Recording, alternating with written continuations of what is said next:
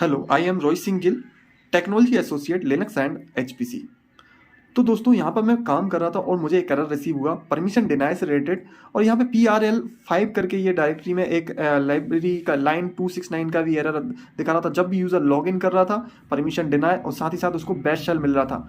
तो new user मैंने LDAP पर क्रिएट किया था, LDAP से कनेक्टेड है मेरा HPC क्लस्टर और उसमें ये एरर आ रहा है। तो चलिए दोस्तों शुरू करते हैं।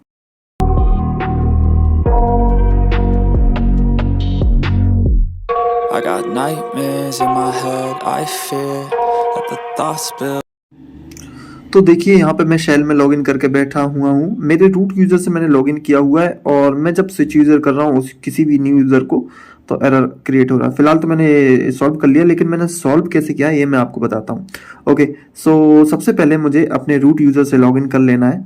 और याद करिएगा कि जब भी जहाँ से भी आपकी स्टोरेज माउंटेड होगी, यहाँ पे जहाँ पर भी आपकी SSSD सर्विस चल रही होगी, वहीं पर हमें ये चेंजेस करने हैं, क्योंकि वहीं पर हमने यहाँ पर LDAP कनेक्ट करके रखा हुआ है।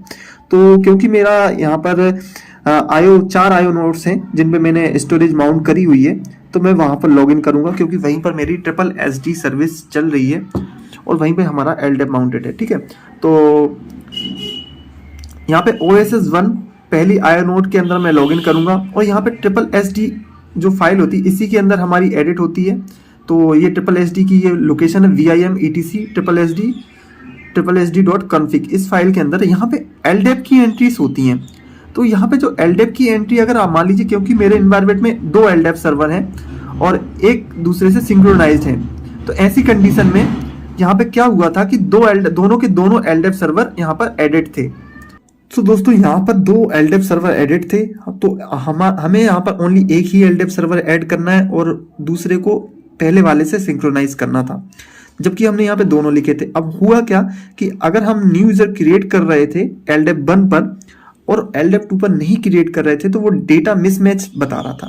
तो ऐसी कंडीशन में परमिशन डिनाई का एरर आ रहा था, क्योंकि अगर दो LDAP सर्वर है तो दोनों में डेटा सेम होना चाहिए, यूजर नेम सेम होना चाहिए, डायरेक्टरी सेम होना चाहिए, सब कुछ सेम होना चाहिए, तभी वो अलाउ करेगा, नहीं तो नहीं अलाउ करेगा। तो इसलिए हमने यहाँ पे हमारा एक LDAP1 ही एडिट करके रखा, LDAP2 को हटा दिया और यहाँ पर LDAP1 से ही डेटा लेगा। अब हमारा ये SSD सर्विस ओनली LDAP1 से ही डेटा लेगी और यहाँ पर उसी से सिंक्रोनाइज होगी।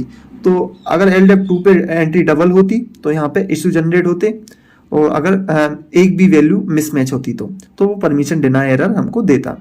तो इस यहाँ से आपको आई प्रेस करना है और आई प्रेस करके LDAP2 की अगर डिटेल्स अगर आपने फिल करके रखी हुई हैं तो वो रिमूव कर देनी है। देन इसको सेव करना है, इस फाइल को। ठीक है, इतना ही हमें करना है। SSSD.config इसकी फाइल का नेम है। बस ये मैटर ये करता है कि यहाँ पे LDAP अगर 2 की डिटेल्स हैं, या फिर आप पता है एक और चीज है कि अगर डायरेक्टरी अगर डबल डुप्लीकेट क्रिएटेड है तो भी ये एरर बना देता है। लेकिन मेन इशू यही रहेगा। सेव करेंगे WQ के थ्रू एंड सर्विसेज को, ये सेव सभी हमारे चारों आयो नोड्स आपके पास जितने भी हो, या फिर आपके पास जहां पर भी SSD सर्विस चल रही है, यहाँ जहां पर भी आपने LDAP माउंट करके रखा हुआ है, स्टोरेज माउंटेड है, उन सभी नोड्स पे SSD की फाइल के अंदर ये एंट्री सेम होने चाहिए। और सभी को सेम, यहाँ से मैंने सभी हमारे 4 आयो नोड्स है, चारों से रिमूव कर दिया है। देन क्यू करके इसको सेव किया एंड सर्विस को रीस्टार्ट करना है। यहाँ पे सेव करने के बाद SSD की सर्विस हमें रीस्टार्ट करनी होगी। तो उसके लिए कमांड रहती है systemctl रीस्टार्ट SSD। ठीक है, तो ये सर्विस क्या है, SSD में जो कॉन्फ़िगरेशन फाइल में चेंजेस किए हैं वो सर्विसेज को रीस्टार्ट कर देगी। हमारे पास जैसे OSS1, OSS2, MDS1 और MDS2, ये 4 आयो नोड्स हमारे पास अवेलेबल हैं और इन चारों पे SSD सर्विस चल रही है। हमारा स्टोरेज माउंटेड है, तो स्टोरेज माउंटेड है तो इन सभी पे हमें SSD की फाइल में कॉन्फ़िगरेशन चेंजेस करेंगे और सभी पर हम सेम कॉन्फ़िगरेशन चेंज करने के बाद जैसे SSH करके मैं हमारा दूसरा आयो नोड चेक कराता हूँ आपको। यहाँ पे भी सेम फाइल मिलेगी आपको, और यहाँ पर भी हमने यहाँ पे भी रिमूव कर दिया, LDAP1 ही यहाँ पे हमने ऐड करके रखा हुआ है। तो इसको भी सेव करता हूँ और इतना करने के बाद हमें यहाँ पे सर्विसेज को रीस्टार्ट कर देना है। देन हम ट्राई करके देखेंगे। तो स्विच यूज़र PR, जैसे कि मैंने एक यूज़र क्रिएट किया था PR चौहान करके, तो सॉरी P चौहान करके है, ठीक है, ओके पी चौहान। और देन अब देखिए इसको डायरेक्टरी भी मिल रही है, लॉगिन भी कर पा रहा है, जबकि यही यूजर जब मैं पहले लॉगिन कर रहा था तो उसको नहीं मिल रही थी डायरेक्टरी, बैश शेल मिल रहा था। तो ये डिफरेंस पड़ जाता है, कुछ इशू इस तरीके से क्रिएटेड हो जाते हैं। तो दोस्तों ये चीज़ आपको नोट करके रखनी है कि अगर दो LDAP सर्वर हैं तो आपको ओनली LDAP 1 की ही एंट्री रखना है, या फिर अगर दो हैं तो आपस में सिंक्रोनाइज होने चाहिए, सेम डिटेल्स दोनों आपस में कम्युनिकेट करनी चाहिए, दोनों डिटेल्स यूजर की दोनों LDAP सर्वर पर सेम होनी चाहिए। अच्छा, दूसरी कंडीशन ये भी होती है कि डायरेक्टरी अगर डुप्लीकेट क्रिएटेड है तो भी हमें इस टाइप के एरर देखने को मिलते हैं। तो वो उसे लगता है कि ऑलरेडी डायरेक्टरी क्रिएटेड है और यहाँ पे हमने अलग परमिशन दे दी, तो वो ऐसी कंडीशन में भी आपको मैनुअली वो वर्क करना पड़ता है। तो वो कैसे करना है वो आने वाली वीडियोस में हम डिस्कस करेंगे, उस एरर के ऊपर भी जब डायरेक्टरी डुप्लीकेट हो जाती है किसी यूजर की। तो बैश प्रोफाइल, जैसे यहाँ पे एरर को मैं आपको एक्सप्लेन कर देता हूँ।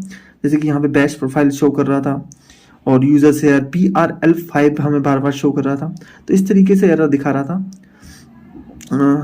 ठीक है, तो दोस्तों आज की वीडियो में इतना ही। आई होप आपको समझ में आया होगा कि इशू किस तरीके से सॉल्व करना था ये। और यहाँ पे अगर आप डायरेक्टरी रिमूव करना है तो RM-RF होम डायरेक्टरी के अंदर जो भी पी चौहान की अगर डायरेक्टरी में रिमूव भी करता हूँ तो ऑटोमेटिकली ये डायरेक्टरी क्रिएटेड हो जाती है। तो ये क्रिएट होना चाहिए, अगर नहीं क्रिएट होती है तो कहीं ना कहीं आपने कुछ एंट्रीज गलत करके रखी हुई हैं, ये चीज़ वेरीफाई आप जरूर कर लीजिएगा।